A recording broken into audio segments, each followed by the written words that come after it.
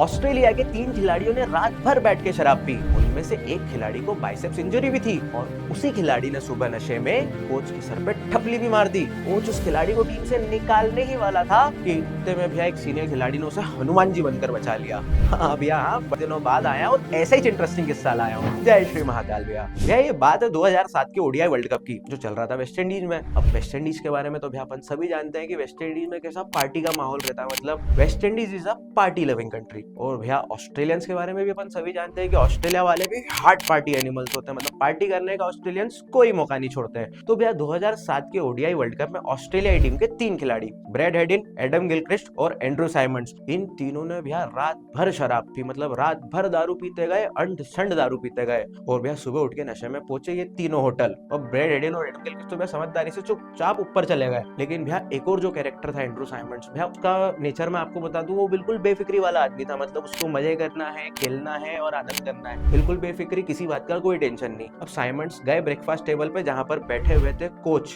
Australia team के coach John Buchanan. और भैया उन्होंने जॉन बुकानन के पास गए और साइमंड्स ने अपने ही अंदाज में कोच के सर पे टपली मारते हुए कहा, और कोच क्या हालचाल है? And he's walked straight past John Buchanan's table, tapped him on the head, and we thought, this isn't going to end well. And that's when he was coming back from his bicep. He tapped him on the head. Yeah. अब Symonds के पास से बदबू आ रही होगी तो coach समझ गए, बोले ये रात भर दारू पी के आया है। तो कोच था गुस्से में लालम लाल, लेकिन कोच उस समय कुछ बोला नहीं। और यही सब नजारा भी ऊपर चौथे फ्लोर से एडम गिलक्रिस्ट और ब्रैड हेडिन भी देख रहे थे। उनको पता लग गया था कि भाई साइमंड्स ने बवाल कर दिया और ये बवाल अपने ऊपर भी आ सकता है। खैर उस समय तो ये बात भी हम वहाँ पे खत्म हो गई, लेकिन दोपहर में होने वाली थी टीम मीटिंग। अब टीम मीटिंग होने वाली थी, उसके पहले कोच बैठा हुआ था उस रूम में और कहीं साइड में ब्रैड हेडिन भी कुछ ना कुछ कर रहा था। अब कोच ने गुस्से में आवाज लगाई एडम गिलक्रिस्ट को, गिली। एडम गिलक्रिस्ट आया और गिलक्रिस्ट को पता था, लेकिन फिर भी गिलक्रिस्ट जान के अनजान बना। कोच ने गिलक्रिस्ट को, Gilly we have got a problem here, हमारे साथ एक समस्या हो गई है। गिलक्रिस्ट ने भी अनजान बनते हुए कहा कि क्या समस्या हो गई है? देखो हमें साइमंड्स को घर भेजना पड़ेगा। ठीक है, गिलक्रिस्ट ने बोला हाँ पर क्यों?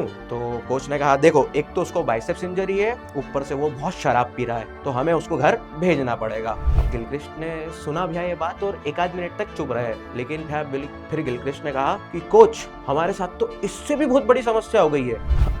कोच टेंशन में बोले यार इससे बड़ी क्या समस्या हो गई?